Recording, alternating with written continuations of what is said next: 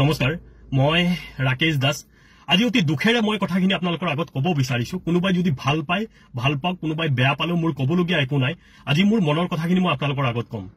মই এজন ভাৰতীয় জনতা পাৰ্টিৰ কাৰ্যকৰ্তা, শোণিতপুৰ জিলাৰ প্ৰাক্তন সভাপতি যুৱ মৰ্চাৰ আৰু বৰ্তমান ৰাজ্যিক সদস্য। কিন্তু আজি মই অপমানিত হৈছো, ৰাস্তাত অপমানিত হ'বলগীয়া হৈছে। কাৰণটো হ'ল টুল টেক্স। মই টুল গেটত আজি পইচা দিব পৰা নাই। মোৰ মানে পইচা অলপ কমেই আছিল, সঁচা কথা যিটো পইচা অলপ কম আছিল। তেতিয়াহ'লে মই কি কৰো, ধৰক মোৰ যি পাৰ্টিৰ আই কাৰ্ডখন আছে শোণিতপুৰ জিলা যুৱ মৰ্চাৰ আৰু ৰাজ্যিক যি এক্সিকিউটিভ সভাত আমাক যি আই কাৰ্ডখন দিয়ে মোৰ গাড়ীত আছিল, মই দেখুৱাইছো। তাৰপিছত তেখেতসকলে ক'লে, লগে লগে যিটো উত্তৰ দিলে যে যুৱ মৰ্চা কোনো মৰ্চাৰ এলাও নাই, কেৱল মূল সমিতিৰ কাৰ্যকৰ্তাৰ এলাও আছে, এনেকুৱা ধৰণৰ কথাখিনি ক'লে।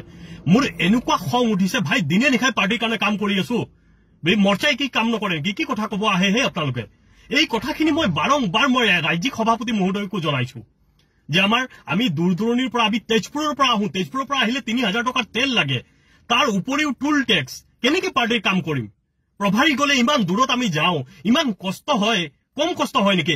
বছৰত এটা কাম মন্ত্ৰী মিনিষ্টাৰৰ বিধায়কৰ পৰা এটা কাম নাপাওঁ, বিচাৰি বিচাৰি ভাগৰি যাওঁ। আপোনালোকে যদি একোৱেই কৰি নিদিয়ে আমাক, আমি কেনেকে কি কৰিম? পাৰ্টিৰ কাম কেনেকে কৰিম? ইলেকশ্যন কেনেকে জিকে আপোনালোকে জানে নেকি? কেৱল মূল সমিতিৰ মানুহখিনিয়ে কাম কৰিলে ইলেকশ্যন জিকা নহয়। মৰ্চাই দিনে নিশাই কাম কৰি আছে। আৰু আজি যিটো উত্তৰ শুনিলো মই, যে মূল সমিতিৰ মানুহখিনিৰ আৰু হয়ো হয়, ডাঙৰ ডাঙৰ যিখিনি ইনোভা যায়, যিখিনি ডাঙৰ ডাঙৰ স্কৰপিঅ যায়, এইখিনি মোৰতো ইমান ডাঙৰ গাড়ী নাই নহয়। মই আমি সৰু গাড়ী লৈ পেলাই আপ ডাউন কৰিম, আৰু পকেটত সদায় ইমান পইচা নাথাকে নহয়। মই সমগ্ৰ অসমৰ যিমান যুৱ মৰ্চাৰ কাৰ্যকৰ্তা আছে, মই সকলোকে বিনম্ৰতাৰে মই আহ্বান জনাব বিচাৰিছো, এই টুল টেক্স কেইটাত আমিও প্ৰতিবাদ কৰিম। কাৰণ এতিয়া ভাগৰি গৈছো, আৰু আহোঁতে পইচা দিব লাগে, যাওঁতে পইচা দিব লাগে। এতিয়া আৰু আমাৰ কোনো ধৰণৰ এতিয়া মৰ্চা বুলি ক'লে মানে কোনো কামৰে নহয়। আৰে যিমান মানে মিটিং সভা সমিতি হ'ব, ফ্লেগিং আমি কৰিব লাগে, আমাৰ ল'ৰা ছোৱালীখিনি কষ্ট কৰিব লাগে, বিধায়কৰ ওচৰত গ'লে সন্মান নাপায়, মন্ত্ৰীৰ ওচৰত গ'লে সন্মান নাপায়। এইবিলাক কথা হ'ল নেকি? আৰু কিমান দিন সহ্য কৰা হ'ব কথাখিনি? যোনে পাৰ্টি যেনেকুৱা ইনষ্ট্ৰাকশ্যন দিয়ে আমি সেনেকেই কাম কৰো। কিমান দুখীয়া ঘৰৰ পৰা ল'ৰা ছোৱালী বিলং মানে হৈ আছে বা কাম কৰি আছে, আপোনালোকে এইবিলাক অনুভৱ কৰিব পাৰেনে? মানুহে নোখোৱাকে পাৰ্টিৰ কাৰণে কাম কৰি আছে। আপোনালোকে কেৱল ইলেকশ্যন জিকাৰ পিছত বাহ লয়, কিন্তু বুথৰ কাৰ্যকৰ্তাই যে মানে তেখেতসকলে কিমান কষ্ট দিনে নিশাই বুথত কৰিবলগীয়া হৈছে, মৰ্চাৰ মানুহখিনি কৰিবলগীয়া আছে, যিকোনো মৰ্চা। মই আপোনালোকক বিনম্ৰতাৰে অনুৰোধ কৰিব বিচাৰিছো, আপোনালোকে যদি বেয়া পায় মোক পাৰ্টিৰ পৰা উলিয়াই দিয়ক, মোৰ ক'বলগীয়া একো নাই। কিন্তু মানে কি, মই সকলো কাৰ্যকৰ্তাৰ কাৰণে মই কৈছো, কাৰণ মোৰ যেনেকুৱা কষ্ট হৈছে মই ভাবো সকলো কাৰ্যকৰ্তাৰে কষ্ট হৈ আছে। আৰু আটাইতকৈ বেয়া লাগিছে, আজিৰ পৰা এসপ্তাহ আগত এগৰাকী আমাৰ সক্ৰিয় কাৰ্যকৰ্তা মৌচুমী ভৰদ্বাজ, আমাৰ ৰাজ্যিক সদস্য, তাই ৰাজ্যিক দায়িত্বত আছে আমাৰ, কোনোবা এজন অসভ্য কাৰ্যকৰ্তাই তাইক বোলে বেয়া শব্দ দি অপমান কৰিছে, আৰু তাইক সকলো জ্যেষ্ঠ কাৰ্যকৰ্তাক জনাইছে, কিন্তু কোনো কাৰ্যকৰ্তাক তাই সেই বিষয়টোৰ ওপৰত কোনো ধৰণৰ একশ্যন লোৱা নাই। কিহৰ কাৰণে? আৰে আমিওতো জিলা চলাইছো না। মই যেতিয়া শোণিতপুৰ জিলা চলাইছো, আমাৰ কাৰ্যকৰ্তাৰ ওপৰত এটা শব্দও কোনে ক'ব পৰা নাছিল। যদি আপোনালোকে চলাব নোৱাৰে তেতিয়া কেনেকে চলাব? আৰু কাৰ্যকৰ্তাই যদি আমাৰ নিজৰ মাজতে সন্মান নাপায়, তেতিয়াহ'লে কেনেকে থাকিব কাৰ্যকৰ্তা? এতিয়াৰ পৰা মই কৈছো, সমগ্ৰ যুৱ মৰ্চাৰ কাৰ্যকৰ্তাই প্ৰতিবাদ কৰিব লাগে। যেতিয়ালৈকে আমি ধৈৰ্য ধৰি আছো, ধৈৰ্য ধৰি থাকিলে এনেকে নহ'ব। আৰু সেইবিলাক আমি ধৈৰ্য ধৰি ধৰি ধৰি ধৰি আজি সেই বিশেষকে সৰ্বভাৰতত আজি চিট কমি যোৱাৰ মূল ৰিজন হ'ল এইবিলাক কাৰণ এজনে এজনক আমি কাৰ্যকৰ্তাখিনিক আমি গুৰুত্ব নিদিওঁ।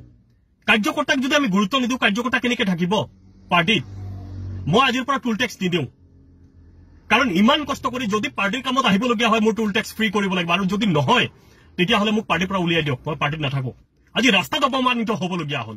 মই মন্ত্ৰী মহোদয়ৰ কথা কৈছো, বিধায়কৰ মহোদয়ৰ কথা কৈছো, আই কাৰ্ড দেখুৱাইছো, তেখেতসকলে কয় আমি মন্ত্ৰী চন্ত্ৰী চিনি নাপাওঁ। আৰে আপোনালোকৰ লাজ নালাগিব পাৰে, মোৰ লাজ লাগিছে, মোৰ বেয়া লাগিছে। আজি এই কথাখিনি মই এনে কোৱা নাই, মই জানো মোৰ ওপৰত একশ্যন হ'ব, কিন্তু কি কৰিম? মই যেনেকে অপমানিত হৈছো, মই ভাবো গোটেই অসমত কাৰ্যকৰ্তা এনেকে অপমানিত হৈছে। আৰু আপোনালোকে ইনষ্ট্ৰাকশ্যন দিয়ক, মন্ত্ৰীকো ইনষ্ট্ৰাকশ্যন দিয়ক, বিধায়কক ইনষ্ট্ৰাকশ্যন দিয়ক, যিখিনি মানে দিনে নিশাই কাম কৰি আছে কাৰ্যকৰ্তাখিনিক, তেখেতসকলক বছৰত 2-3টা কাম দিব লাগিব।